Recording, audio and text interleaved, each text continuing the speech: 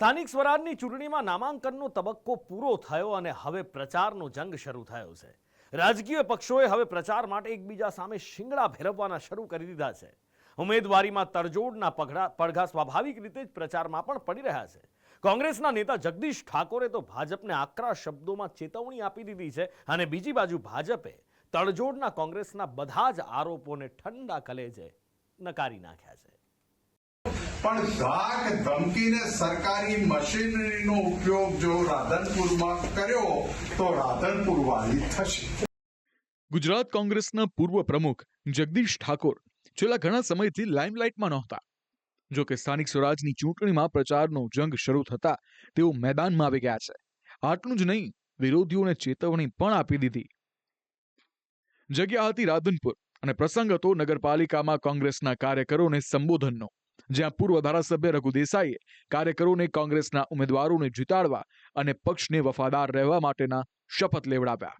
હું મારી પેનલના મારા સાથે લડતા ચારે ચાર ઉમેદવારોને મત સરખા મળે એના માટે પણ પ્રતિજ્ઞા લઉં છું અને કોંગ્રેસ પાર્ટીને કાયમ માટે વફાદાર રહીશ લઉં છું।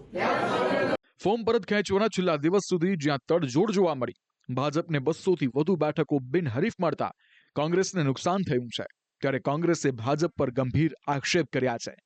કોંગ્રેસે દાવો કર્યો કે ભાજપ તેના ઉમેદવારોને ધાક ધમકીથી ફોર્મ પરત ખેંચાવ્યા છે, ત્યારે જગદીશ ઠાકોરે આ જ ક્રમમાં ભાજપને ચેતવણી આપી દીધી અને મતદાનમાં ગરબડી કરી તો રાધનપુર વાળી થવાની ચેતવણી આપી।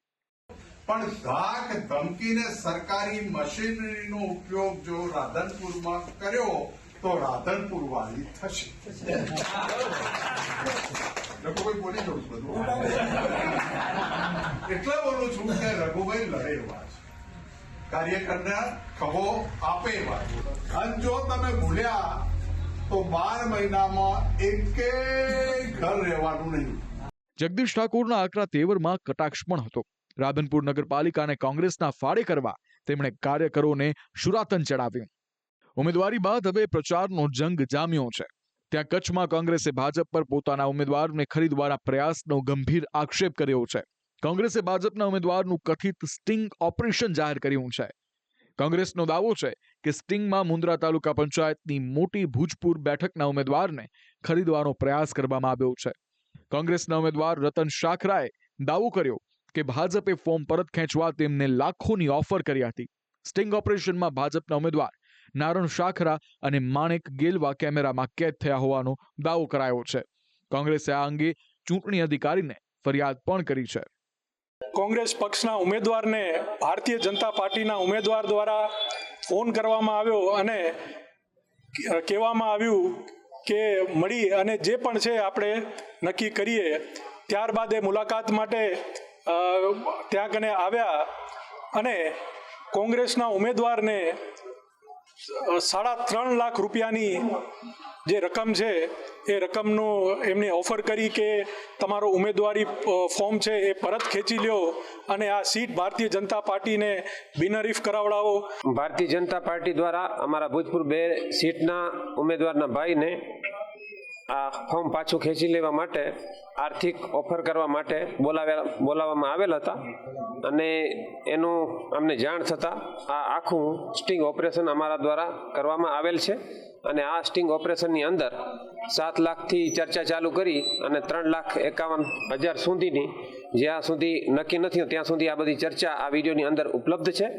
ખેડબ્રહ્માથી કોંગ્રેસના ધારાસભ્ય તુષાર ચૌધરીએ પણ ભાજપ પર આ જ પ્રકારના આક્ષેપ કર્યા છે। તેમનું કહેવું છે કે ભાજપે કોંગ્રેસના ઘણા ઉમેદવારોને રૂપિયાની લાલચ આપી ઉમેદવારી પાછી ખેંચાવી છે। તેમને ધાક ધમકીઓ આપવામાં આવી રહી છે। જો કે કૃષિ મંત્રી રાઘવજી પટેલે કોંગ્રેસના આક્ષેપોને નકારી કાઢ્યા છે। તેમનું કહેવું છે કે કોંગ્રેસ એવા ઉમેદવારોને ટિકિટ આપે છે જેમને ચૂંટણી લડવી જ નથી, એટલે તેઓ જાતે જ ફોર્મ પરત ખેંચી લે છે। લોકશાહીનું ખુલ્લેઆમ હત્યા થઈ રહી છે। લોકોનો અવાજ યેન કેન પ્રકારે દબાવી દેવામાં આવે છે। હાલમાં તમે જોયું હશે કે નગરપાલિકાની ચૂંટણીઓમાં પણ કોંગ્રેસના ઉમેદવારોને ધાક ધમકી આપીને પૈસાની લાલચ આપીને ફોર્મ ખેંચાવા લેવા સુધીની પ્રક્રિયા પણ ભારતીય જનતા પાર્ટી દ્વારા કરવામાં આવી છે। ઘણી જગ્યાએ તો ઉમેદવારને નોટિસ આપવામાં આવી કે તમે ઉમેદવારી પત્ર ભરશો તો તમારું ઘર અમે ડિમોલિશ કરી નાખીશું, તમારું ઘર તોડી નાખીશું, એ રીતે પણ ડરાવવાનો પ્રયાસ કર્યો છે. ઘણા લોકોને ધંધાકીય રીતે ધમકી આપીને જે પ્રકારે લોકશાહીમાં ચૂંટણી પણ તટસ્થ રીતે થવી જોઈએ એ ચૂંટણી પણ થતી નથી. આક્ષેપને નકારું છું. લોકશાહીમાં દરેકને લડવાની છૂટ છે. પોતાના ઉમેદવારોને જો તેઓ લડાવવા માગતા હોય તો એની વ્યવસ્થા પણ એને કરવી જોઈએ અને એ લોકોના ઉમેદવારો ધરારથી એમ કે ઊભા રાખવામાં આવે છે જે લોકોને લડવાની ઈચ્છા ન હોય પછી અને પોતે જીતી શકે એમ ન હોય તો બિનહરીફ એટલે કે ફોર્મ પાછા ખેંચી લેતા હોય છે. એમાં ભારતીય જનતા પાર્ટીની ક્યાંય ભૂમિકા નથી. એની ઈચ્છાથી ફોર્મ પાછા ખેંચતા હોય છે અને મને કહેતા આનંદ થાય છે. કોંગ્રેસે પોતાના પ્રચારકો પણ જાહેર કરી દીધા છે, જેમાં ગુજરાત કોંગ્રેસના પ્રભારી મુકુલ વાસનિક, ધારાસભ્યો તેમજ જગદીશ ઠાકોર, ભરત સોલંકી, સુખરામ રાઠવા અને પરેશ ધાનાણી જેવા વરિષ્ઠ નેતાઓનો સમાવેશ થાય છે. આ નેતાઓ કોંગ્રેસના 1364 ઉમેદવારો માટે પ્રચાર કરશે. નકારાત્મક રાજનીતિ સામે કોંગ્રેસની સત્ય અને અહિંસાના વિચાર ઉપર લોકોના પ્રશ્નો ઉકેલી શકે તેવા જનપ્રતિનિધિ તરીકે લોકોની હારે અમે પ્રચારમાં લાગી ગયા છે અને મજબૂત યોદ્ધાઓ લોકતંત્રની મિસાલને જાગૃત રાખવા માટે પંજાના નિશાન ઉપર લોકોના સાચા જનપ્રતિનિધિ બનવા માટે અત્યારે મેદાનમાં છે.